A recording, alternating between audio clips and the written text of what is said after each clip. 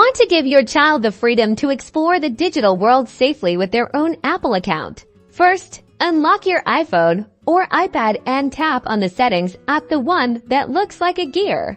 At the very top, tap on your name. This will take you to your Apple ID settings.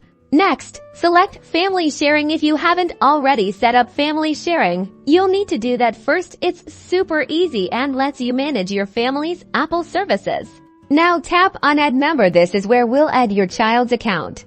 You'll see a few options. Choose Create a Child Account.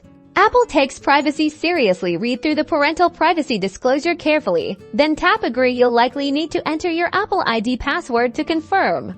Now enter your child's name and birthday. Make sure the birthday is accurate, as it determines age restrictions on apps and content. Tap Next. Create an iCloud email address for your child. This will be their Apple ID. Choose something simple and memorable. Once you've chosen an available address, tap Create.